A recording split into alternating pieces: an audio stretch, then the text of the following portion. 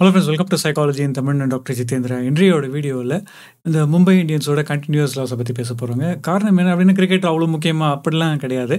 அது மட்டும் இல்லாமல் ஏன் இந்த டீம் கிரிட்டிசைஸ் பண்ணோம் அதுவும் காரணம் கிடையாது.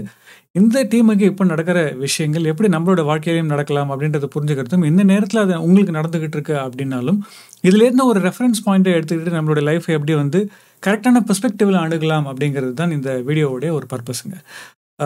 என்னென்னோ அர்த்தங்கள் சொல்லலாம். நம்ம ஆக்சுவலாக வந்து மும்பை இந்தியன்ஸ் வந்து அவங்களுடைய டீம் செலெக்ஷனில் நிறைய தவறுகள் செய்துட்டாங்க. அது மட்டும் இல்லாமல் அவங்க போலர்ஸ்க்கு கரெக்டாக முக்கியத்துவம் கொடுக்கல, தவறான பிளேயர்ஸ் ரிட்டைன் பண்ணாங்க, இல்லாட்ட சில பிளேயர்ஸுக்கு அதிகமான பணம் கொடுத்துட்டாங்க. இது எல்லாமே செட் அண்ட் டன்.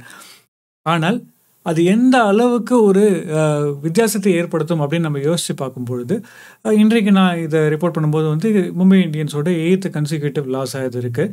ஸோ இந்த இடத்துலேருந்து நம்ம யோசிக்கும்பொழுது 8 மேட்ச் கண்டினியூஸாக தோக்கிற அளவுக்கு ஒரு மோசமான டீம் இதுவா அப்படின்னு நம்ம யோசித்து பார்க்க வேண்டிய அவசியமான ஒரு விஷயம் இருக்குங்க. இதுக்கு பின்னாடி இருக்கிற சைக்கலாஜிக்கல் பெர்ஸ்பெக்டிவை புரிஞ்சுக்கிறதும் அவசியம் அப்படின்னு நான் நினைக்கிறேன். ஏன் அப்படின்னு பார்த்தீங்க அப்படின்னா, என்னதான் வந்து உங்களோட டீம் மோசமாக இருந்தாலும் சரி, அவங்க எல்லாருமே ஓரளவுக்கு இன்டர்நேஷ்னலி எக்யூப்டு பிளேயர்ஸ் அப்படின்னும் பொழுது ஒரு டீமோடைய டேர்ன் அரவுண்ட் அப்படின்றது கண்டிப்பாக ஒரு 8 மேட்சுக்குள்ளே நிகழ்ந்திருக்கணும். ஆனால் ஒரு பாயிண்ட்டுக்கு அப்புறமா இருக்கிற பிளேயர்ஸ் அவங்க ஃபார்மில் இருந்த பிளேயர்ஸே அதை விட்டு வெளியில் போகிறதுக்கான காரணம் தான் நம்ம இந்த வீடியோவில் பார்க்க போகிறோம். ரொம்ப சிம்பிளுங்க. லேர்ன்ட் ஹெல்ப்லெஸ்னஸ் அப்படின்ற ஒரு கான்செப்ட் நம்ம நிறைய வாட்டி சைக்காலஜி தமிழில் படிச்சிருப்போம். அதாவது வந்து ஒரு யானையோட எக்ஸ்பெரிமெண்ட்டை வச்சு சொல்லியிருப்பேன் நான். அதாவது வந்து சின்ன வயதில் வந்து யானைகளுக்கு எப்படி வந்து கோவிலில் வந்து சங்கிலியில் கட்டி போட்டிருப்பாங்க. அது பெரிய வயதானதுக்கப்புறமா கூட அதை உடைக்க யோசிக்காது. காரணம் என்ன அப்படின்னா, அதுக்கு பலம் அப்படின்றது வளர்ந்துட்டாலும் அதனுடைய மன அளவில் அது என்ன யோசிக்குது அப்படின்னு பார்த்தீங்க அப்படின்னா, நான் இன்னும் அந்த சிறிய குழந்தையாக தான் உள்ளேன், என்னால் அதை உடைக்க முடியாது அப்படின்ற ஒரு பிலீஃப் சிஸ்டத்துக்குள்ளே தான் அந்த யானை இருக்கும் அப்படின்ட்டு. இதே மாதிரி நம்மளுடைய வாழ்க்கையிலையும் கண்டினியூஸ் லாஸஸ் சஃபர் பண்ணுறதுனால என்ன ஆகிடும்னு பார்த்தீங்கன்னா, வின்னிங் அப்படின்ற ஒரு விஷயத்தையே நம்ம மறந்துடுவோம். நிறைய இடத்துல சொல்லுவாங்க வின்னிங் இஸ் அ ஹேபிட் அப்படிங்கிறது. அதுதான் ரொம்ப முக்கியமான விஷயம். நீங்கள் கண்டினியூஸாக அந்த மேட்சஸ் பார்த்துருந்தீங்கன்னா உங்களுக்கு தெரிஞ்சிருக்கும். உங்களுக்கு கிரிக்கெட்டில் இன்ட்ரெஸ்ட் இல்லைன்னு சொல்கிறேன். நல்லா ஆடக்கூடிய பிளேயர்ஸ் கூட கிரீஸ்க்கு வந்து நிற்கும் பொழுது அவங்களுடைய ஓன் கேம் ஆடாமல் இந்த மேட்சை எப்படியாவது ஜெயிச்சிடணும், இது வரைக்கும் தோத்துக்கிட்டே இருந்துட்டோம், இந்த தோல்வியை எப்படியாவது நான் நிறுத்திடணும் அப்படின்ற ஒரு எண்ணத்தோடு ஆடும் பொழுது அவங்களுடைய மனசில் வந்து இந்த விஷயத்துலேருந்து நான் வெளியில் வரணும் அப்படின்றது தான் மைண்டில் இருக்கே தவிர, நான் இயல்பாக செய்ய வேண்டிய விஷயங்கள் என்ன, நான் எந்த விஷயத்தை கான்ஃபிடென்ட்டாக செஞ்சால் இதுலேருந்து வெளியில் வருவேன் அப்படின்ற ஒரு மைண்ட் செட் வெளியில் போயிடுது. இதுக்கு இன்னொரு முக்கியமான காரணம் என்ன அப்படின்னு பார்த்தீங்கன்னா, ஏற்கனவே நம்ம சைக்காலஜி தமிழில் நிறையவே டிஸ்கஸ் பண்ணியிருப்போம்.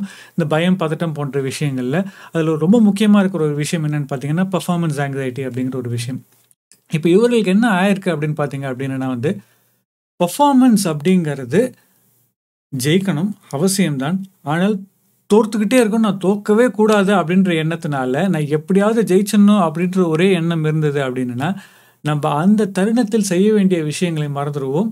நமக்கு நம்மளுடைய ரிசல்ட் கண்ணுக்கு முன்னாடி வந்து நிற்கும். ஒவ்வொரு பந்தும் அதனுடைய மெரிட்டுக்கு ஆடாமல், அந்த பந்தை எப்படி ஃபேஸ் பண்ணணும்னு யோசிக்காமல், அந்த பந்தை எப்படி போடணும் அப்படின்னு யோசிக்காமல், அந்த பந்தின் விளைவுகளை பற்றி யோசிக்க ஆரம்பிச்சிடும். இதே போன மேட்ச்சில் பார்த்தீங்க அப்படின்னா வந்து தோனி கடைசி பால் வரைக்கும் நின்று அடித்தார். அந்த கடைசி பால் நின்று அடித்தார், அது நிச்சயமாகவே அவர் அடிச்சிருவாருன்றது அவருக்கே தெரிஞ்சிருக்குமா அப்படின்னு கேட்டிங்கன்னா, ஒரு ஐடியாவோடு ஆடுறது தான். ஆனால் அது பட்டிருக்கலாம், படாமல் போயிருக்கலாம். எத்தனையோ வாட்டி தோனி அந்த மாதிரியான இடங்களில் ஃபெயிலியரும் ஆயிருக்காரு. ஆனால் தோனி செய்கிற ஒரு விஷயம் மற்ற நிறைய பேர் செய்யாத ஒரு விஷயம் என்ன அப்படின்னு பார்த்தீங்கன்னா, இந்த இடத்துல நான் தோனியை போடுறேன்னு நினைக்காதீங்க. ஒருத்தருக்கு மெரிட் இருக்குன்னா அதை பற்றி பேசணும் இல்லைங்களா, அதுக்காக என்ன சொல்கிறேன், அதுவும் என்னோட கண்ணிலேருந்து என்னோட கண் பார்வையிலேருந்து சொல்கிறேன் நான், ரைட்?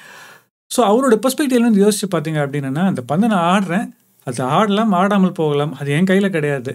ஆனால் அந்த பந்தோட மெரிட்டுக்கு ஃபேஸ் பண்ண வேண்டியது தான் என்னோட வேலை. அதுக்கப்புறமா அதுலேருந்து என்ன ரிசல்ட் வருதுன்றது என்னோட கணக்கீடுகள் கிடையாது அப்படிங்கிற அந்த புரிதல் இருக்குது பார்த்தீங்களா. எல்லா விஷயங்களுமே வாழ்க்கையில் பர்ஃபார்மன்ஸ், எஃபர்ட் மட்டும்தான் என் கையில் இருக்குது, அதனுடைய விளைவு என் கையில் இல்லை அப்படின்ற ஒரு விஷயம் இருக்குது இல்லைங்களா. அந்த விஷயம் தான் ரொம்ப ரொம்ப ரொம்ப அவசியமான விஷயம். கடைசியாக மும்பை இந்தியன்ஸ் ஆன 3 மேட்ச் நீங்கள் பார்த்துருந்தீங்கன்னா உங்களுக்கு தெரிஞ்சிருக்கும். நிறைய இடத்துல இந்த பர்ஃபார்மன்ஸ் ஆங்ஸைட்டிங்கிற ஒரு விஷயம் தான் அவங்க கண்ணுக்கு முன்னாடி வந்து நின்றுக்கிட்டே இருந்தது. அதாவது ஒருவேளை அடிக்காம விட்டுனா என்ன செய்யுது, ஒருவேளை இந்த மேட்ச்சை நான் தோற்றுனா என்ன பண்ணுறது அப்படின்ற ஒரு விஷயம். அந்த டீமோட கேப்டனோடைய மூஞ்சிலும் அந்த விஷயம் நிறைய இருந்துகிட்டே இருந்தது. இதெல்லாம் தவறு, அவர் வந்து ஏன் இப்படி இருக்காருன்றதெல்லாம் சொல்லலை. ஒரு எக்ஸலண்ட்டான பிளேயரு, எத்தனை வாட்டி சாம்பியன்ஷிப்பை ஜெயிச்சு கொடுத்துருக்க ஒரு பிளேயரு, இவ்வளோ எக்ஸ்பீரியன்ஸ்டான ஒரு டீமு, அந்த டீமில் இல்லாத லெஜெண்ட்ஸே கிடையாது. நான் சொல்கிறது பேக் பெஞ்சில் சப்போர்ட் பண்ணுறதுக்கு இருக்க லெஜெண்ட்ஸ் இவ்வளோ பேரும் இருந்து ஏன் இதில் தோக்குறாங்க அப்படின்னு நம்ம யோசிச்சு பார்த்தோம்னா, இந்த பர்ஃபார்மன்ஸ் ஆங்ஸைட்டி அப்படிங்கிற ஒரே ஒரு விஷயம்தான். இந்த ஒரே ஒரு விஷயம்தான். நான் எப்பயுமே நிறைய இடத்துல சொல்லுவேன், இந்த பெர்ஸ்பெக்டிவ் அப்படின்றது என்னுடைய கண்ணோட்டம் அப்படிங்கிறது மாறிடுச்சுன்னா என்னுடைய வாழ்க்கை நிறைய நேரத்தில் மாறிடும் அப்படின்னு. இந்த இடத்துல என்ன பிரச்சனை அப்படின்னு பார்த்தீங்கன்னா, இந்த கண்ணோட்டம் தான் பிரச்சனையாக இருக்குது. இந்த பெர்ஃபார்மன்ஸ் ஆங்ஸைட்டி எடுத்து ஒதுக்கி வச்சுட்டு, அந்த விஷயத்தை எப்படி செய்யணுமோ அது செய்கிறேன். அதில் எந்த விளைவுகள் வருது என்னுடைய கையில் இல்லை அப்படிங்கிறது உங்களுக்கு எக்கச்சக்கமான ப்ரெஷர் இருக்கலாம். எதனால உங்களோட வேலை போயிடலாம், எது வேணால் இருக்கலாம். ஆனால் எது இருந்தாலும் நடக்கக்கூடாத விஷயம் நடந்தே தீரும் அப்படின்னா அது நடந்தே தான் தீரும். ஆனால் அதுக்காக நான் ஒரி பண்ணிக்கிட்டு அந்த ரிசல்ட்டை என் மைண்டில் வச்சுக்கிட்டு இருந்தேன்னா என்னால் செய்யக்கூடிய வேலையும் என்னால் செய்ய முடியாது. அது மட்டும் இல்லாமல் வின்னிங் ஒரு ஹேபிட்ன்ற மாதிரி தோக்குறதும் ஒரு ஹேபிட்.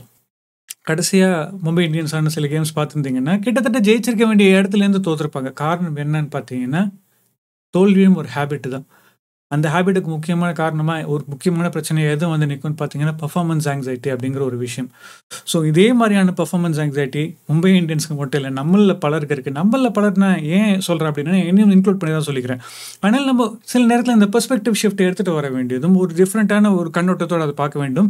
அது மட்டும் இல்லாமல் பெர்ஃபார்மன்ஸ் மட்டும்தான் என் கையில் இருக்குது, ரிசல்ட் என் கையில் இல்லை அப்படின்ற ஒரு விஷயத்தை டிஸ்டிங் பண்ணி தள்ளி வச்சிட்டோம்னு வச்சுக்கோங்களேன். இயல்பாக வாழ்க்கையை வாழ ஆரம்பிச்சோன்னு வச்சுக்கோங்களேன்.